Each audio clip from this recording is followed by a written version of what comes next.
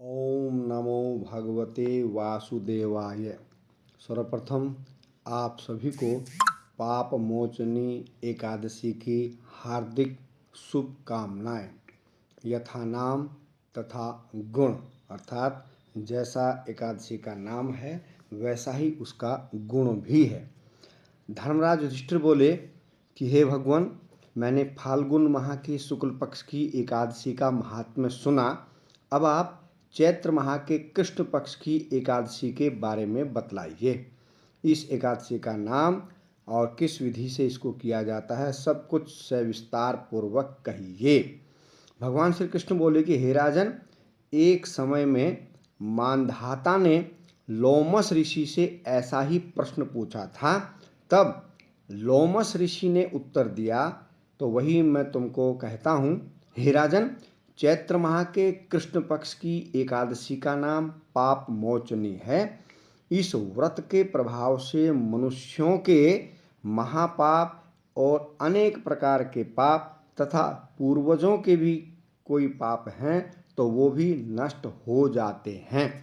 तो इसकी कथा की ओर आगे बढ़ें इससे पहले वही आपसे प्रार्थना कि यदि आप मेरे चैनल पर प्रथम बार हैं तो कृपया करके चैनल को सब्सक्राइब करें, बेल आइकॉन का बटन दबाएं ताकि भविष्य में इसी प्रकार की वीडियोज़ की नोटिफिकेशन सबसे पहले आपको प्राप्त हो सके। तो चलिए चलते हैं पाप मोचनी एकादशी की कथा की ओर। प्राचीन समय में एक चैत्ररथ वन में अप्सराएं निवास किया करती थी। वहाँ हर समय बसंत ऋतु का समय रहता था। उस वन में एक मेधावी नामक मुनि तपस्या किया करते थे। वे शिव भक्त थे। एक दिन मंजू घोषा नामक एक अप्सरा उनको मोहित करने के लिए सितार बजाकर मधुर मधुर गीत गाने लगी। उसी समय शिव के शत्रु अनंग अनंग अर्थात कामदेव भी शिव भक्त मेधावी मुनि को जीतने के लिए तैयार हुए। कामदेव ने उस सुंदर अप्सरा की भ्रिकुटी को धनुष बनाया, कटाक्ष को उसकी प्रत्यंचा अर्थात डोरी बनाई, उसके नेत्रों को उसने संकेत बनाया और उस मंजू घोषा अप्सरा को सेनापति बनाया। इस तरह कामदेव अपने शत्रु भक्त को अर्थात शिव के भक्त को जीतने के लिए तत्पर हुआ, तैयार हुआ। इस समय मेधावी मुनि भी युवा तथा हृष्ट पुष्ट थे। उन्होंने यज्ञोपवीत अर्थात जनेऊ तथा दंड धारण किया हुआ था। उन मुनि को देखकर मंजू घोषा ने धीरे धीरे मधुरवाणी से वीणा पर गाना आरंभ किया। मेधावी मुनि भी मंजू घोषा के मधुर गायन पर तथा उसके सौंदर्य पर मोहित हो गए। वह अप्सरा उस मुनि को कामदेव से पीड़ित जानकर आलिंगन करने लगी। वह मुनि उसके सौंदर्य पर मोहित होकर शिव रहस्य को भूल गए और काम के वशीभूत होने के कारण उन्हें दिन रात का कुछ भी ध्यान नहीं रहा और एक काफ़ी समय व्यतीत हो गया। तत्पश्चात एक दिन मंजू घोषा उस मुनि से बोली कि हे मुनि, अब मुझे बहुत समय हो गया है, स्वर्ग जाने की आज्ञा दीजिए। उस अप्सरा के ऐसे वचनों को सुनकर मुनि महाराज बोले कि हे सुंदरी, तुम तो आज इस संध्या को ही आई हो, अभी प्रातः काल तक ठहरो। मुनि के वचनों को सुनकर वह उनके साथ रमण करने लगी और फिर से बहुत समय बीत गया। फिर उसने मुनि से कहा, हे मुनिदेव, अब आप मुझे स्वर्ग जाने की आज्ञा दीजिए। मुनि बोले, अरे अभी तो कुछ भी समय नहीं हुआ है, अभी कुछ और देर ठहरो। इस पर वह अप्सरा बोली, हे मुनिवर, आपकी रात्रि तो बहुत लंबी है, अब आप विचार करिए, सोचिए कि मुझे आपके पास आए हुए कितना समय व्यतीत हो गया है। उस अप्सरा के वचनों को सुनकर मुनि को ज्ञान प्राप्त हो गया और उसने समय का विचार किया।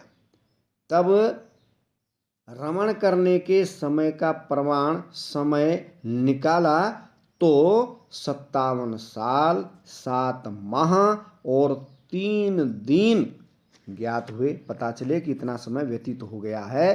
तो उस अप्सरा को काल का रूप समझने लगे। वे अत्यधिक क्रोधित हुए और तप नष्ट करने वाली अप्सरा की तरफ देखने लगे। उनके होंठ कांपने लगे, क्योंकि क्रोध में ऐसा होता है, और इंद्रियां व्याकुल होने लगी। वह मुनि उस अप्सरा से बोले, रे दुष्टा, मेरे तप को तू नष्ट करने वाली है। अब तू मेरे पाप से पिशाचिनी हो जा। तू महान पापिनी और दुराचारिणी है, तुझे धिक्कार है। उस मुनि के श्राप से वह अप्सरा पिशाचिनी हो गई। तब वह बोली कि हे मुनिवर, अब मुझ पर क्रोध को त्याग कर प्रसन्न हो जाओ और इस शाप के निवारण के विषय में भी बतला दो। तब मुनि को कुछ शांति मिली और पिशाचिनी से बोले, रे दुष्टा, मैं पाप से छूटने का उपाय बतलाता हूँ। चैत्र माह के कृष्ण पक्ष की जो एकादशी है उसका नाम पाप मोचनी है। उस एकादशी का व्रत करने से तेरी पिशाचिनी की देह छूट जाएगी। इस प्रकार मुनि ने उसको समस्त विधि बतला दी और तत्पश्चात अपने पिता च्यवन ऋषि के पास गए। ये वही च्यवन ऋषि हैं जिनके नाम से आजकल हम च्यवन प्राश खा रहे हैं। तो च्यवन ऋषि अपने पुत्र को देखकर बोले, अरे पुत्र, तूने यह क्या कर दिया? तेरे समस्त तप नष्ट हो गए हैं। मेधावी बोले, हे पिताजी, मैंने बहुत बड़ा पाप किया है। आप उसके छूटने का कोई उपाय बतलाइए। हालांकि मेधावी ने स्वयं अप्सरा को बताया था, परंतु फिर भी वो पिता से पूछ रहे हैं। तब च्यवन ऋषि बोले, हे तात, तुम चैत्र माह के कृष्ण पक्ष को पाप मोचनी नाम की एकादशी का विधि विधान से तथा भक्ति पूर्वक व्रत करो। ऐसे वचनों को सुनकर मेधावी ऋषि ने पाप मोचनी एकादशी का विधि पूर्वक उपवास किया। उसके प्रभाव से इनके समस्त पाप नष्ट हो गए। मंजुघोषा अप्सरा भी पाप मोचनी एकादशी का व्रत करने के पश्चात पिशाचिनी की देह से छूट गई और सुंदर रूप धारण करके स्वर्ग लोक को चली गई। तो लोमस ऋषि बोले कि हे राजन, इस पाप मोचनी एकादशी के प्रभाव से सब पाप नष्ट हो जाते हैं। इस एकादशी कथा के श्रवण करने से, पढ़ने से 1000 गोदान करने का फल मिलता है। इस व्रत के करने से ब्रह्म हत्या तक के पाप से व्यक्ति छूट जाता है और उसके अनेकानेक पाप भी नष्ट हो जाते हैं और अंत में वह स्वर्ग को जाता है। तो इस प्रकार यह पाप मोचनी एकादशी की एक बार फिर से आप सभी को हार्दिक शुभकामनाएं। 9 अप्रैल से हिंदू नववर्ष का शुभारंभ हो रहा है। तो बहुत ही हर्षोल्लास के साथ चैत्र शुक्ल पक्ष प्रतिपदा और नवरात्रि के पर्व की भी आप सभी को हार्दिक शुभकामनाएं।